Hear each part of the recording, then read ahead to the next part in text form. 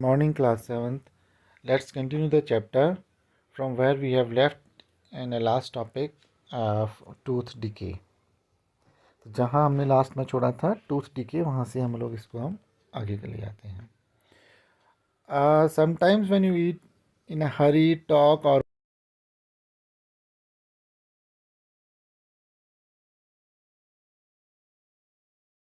enters windpipe.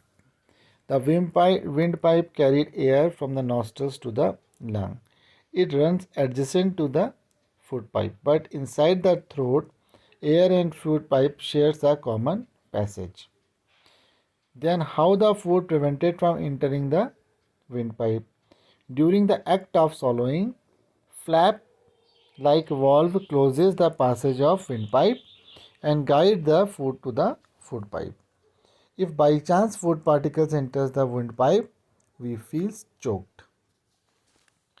होता क्या है कभी कभी हम खाते खाते एकदम हमको अचानक खांसी हो जाती है. ये चलते चलते खा रहे हूँ, ये जल्दीबाजी में खा रहे हूँ.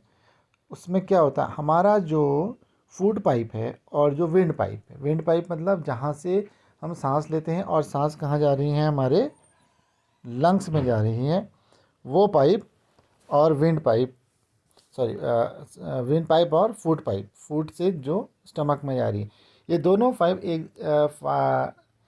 दोनों जो होते हैं एक दूसरे के पैरेलल चलते हैं, अगल बगल रहते हैं. लेकिन कुछ एरिया ऐसा होता है जहाँ पर विंड पाइप और फूड पाइप साथ में होते हैं. अब जो इंट्रेंस है, अब इंट्रेंस पे अगर सपोज करते हैं हम, एक होल हमारा विंड पाइप का है, एक होल हमारा विंड पाइप का है और एक होल हमारा फूड पाइप का है. तो इन दोनों में से अगर हम यहाँ से विंड आ रही है तो ठीक हो गया, विंड तो यहाँ से चलेगी अंदर को. लेकिन अगर यहाँ से विंड ना आकर के फूड आ रहा हो तो वो कैसे जाता है? तो इसके लिए एक फ्लैप लाइप स्ट्रक्चर होता है. जिस समय खाना आता है उस समय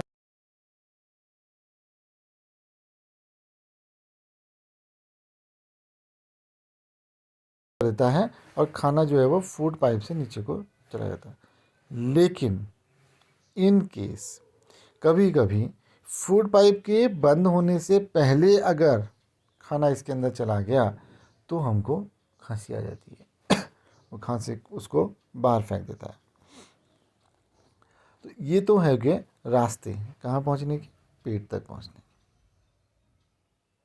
नाउ टेस्ट्स, जब भी हम खाते हैं हमको कुछ टेस्ट आता है. तो टेस्ट कारण किसके कारण आता है? टेस्ट बर्ड्स के कारण आता है. टेस्ट बर्ड्स क्या होती हैं? हमारे जीभ में कई रीजन्स होते हैं. हमारे जीभ को कई रीजन्स में बांटा गया है एक्चुअली. ठीक है, तो separate reasons for sugar. Sugar के टेस्ट के अलग रीज़न होता है, सॉल्ट के लिए अलग होता है. ठीक है, तो इस तरह से हम लोग चीज़ों को टेस्ट करते हैं जीभ के थ्रू. अब आते हैं next part. The food pipe में इसको ऑसिफेगस भी कहते हैं, OESOPHAGUS.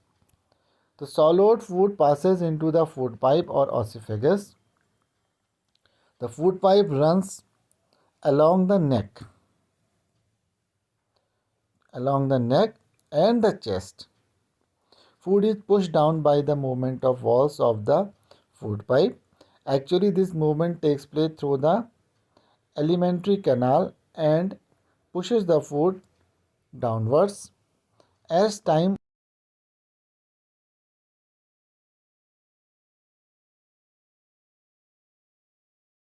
vomited out. Recall the incident when we are vomiting while eating and think the reason for it. Discuss this with your parents and teachers. तो हम लोगों का क्या होता है, जो खाना हमने कहा वो पुश होता है किसके अंदर? ऑसिफेगस में. और ऑसिफेगस फूड पाइप से होता है. और फूड पाइप कहाँ होता है? फूड पाइप हमारे नेक और हमारे चेस्ट से होता हुआ स्टमक तक जाता है. तो फूड स्टमक तक किसी कारण से अगर स्टमक ने फूड को एक्सेप्ट नहीं किया तो फूड को वो क्या करता है? बाहर फेंक देता है, जिसको हम कहते हैं वोमिटिंग होना. तो फूड अब कहाँ पहुँच गया है?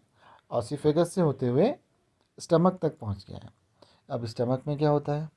Stomach is a thick walled bag Its shape is like a flattened J and it is the widest part of the alimentary canal. ये सबसे चौड़ा हिस्सा है. अभी तो पतला सा कैनाल से गया, कैनाल से जाकर के एकदम से चौड़ा हो गया. इसका स्ट्रक्चर कैसा होता है? जे की तरह का होता है. कहीं बनाओ. इसका स्ट्रक्चर जे की तरह होता है. क्यों होता है जे की तरह? क्योंकि देखो ऊपर से ये इस तरह का आया और नीचे जा कर के ये स्टमक इस तरह का बन गया, तो ये एक तरह का जे है. It receives food from food pipe and one ends open to intestine. तो इसका एक पार्ट जो है ये है हमारा स्टमक. ठीक है. तो एलिमेंट्री कैनाल से होता हुआ या ऑसिफेगस से होता हुआ ये कहाँ पहुँच गया? स्टमक. तो स्ट्रक्चर किस तरह का है? कुछ जे की तरह का है. इसका एक एंड, ऊपर वाला एंड तो हमारा ऑसिफेगस से जुड़ा हुआ है और नीचे वाला एंड कहाँ को जाएगा? ये जाएगा स्मॉल इंटेस्टाइन की ओर को.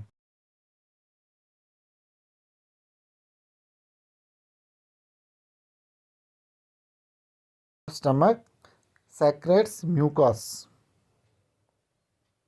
Hydrochloric acids and digestive juices. ठीक है. म्यूकस आता है. तब म्यूकस क्या करता है? क्योंकि देखो अब इसके अंदर हाइड्रोक्लोरिक एसिड मिक्स हो रहा है.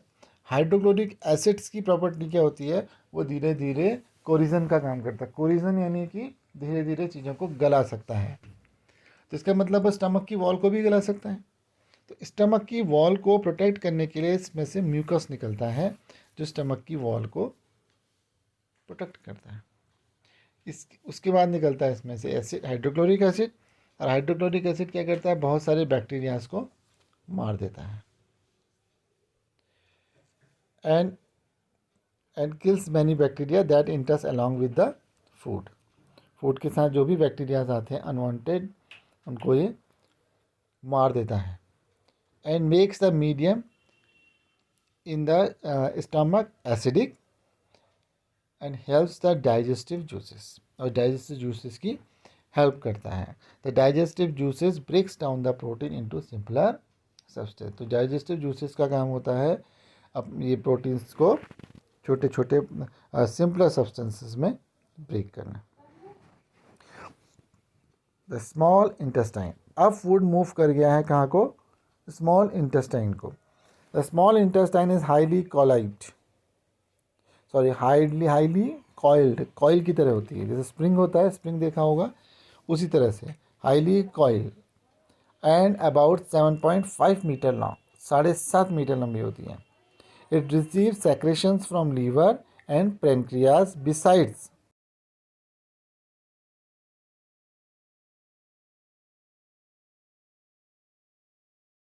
जूसेस आते हैं, मतलब पेनक्रियाज से आते हैं और इसके अपने में भी क्या आते हैं? सेक्रेटिव जूसेस इसमें से निकलते हैं. Liver is a reddish brown gland situated in the upper part of the abdomen on the right side. Right side में एब्डोमेन के ऊपर अपर पार्ट में होती है. It secrets bile juice. अभी हमने कहा था कि स्मॉल इंटेस्टाइन में कुछ जूसेस पहुंचते हैं जो कहाँ से निकलते हैं? एक तो लीवर से निकलते हैं, पेनक्रियास, और इसकी वॉल से भी निकलते हैं. लेकिन लीवर अब क्वेश्चन है कि लीवर कहाँ पे होता है?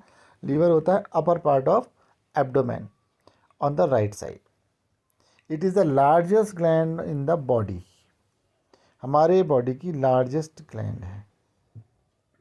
तो what is the largest gland in the body? It's liver. Liver secrete करता है bile juice. This is an important word, bile juice. Liver से निकलता है बाइल जूस. और बाइल जूस हमारा जो स्टोर होता है एक सैक का मत एक्चुअल मीनिंग होता है कट्टा यानी कि बोरा. तो एक छोटे से थैले में ये स्टोर होता है और इस थैले को कहते हैं गॉल ब्लैडर. तो गॉल ब्लैडर में एक जूस इकट्ठा होता है, वो जूस निकलता है लीवर से और उस जूस का नाम है बाइल जूस. बाइल जूस का मेन काम होता है फैट्स को डाइजेस्ट करना. इसलिए अगर आपका गॉल ब्लैडर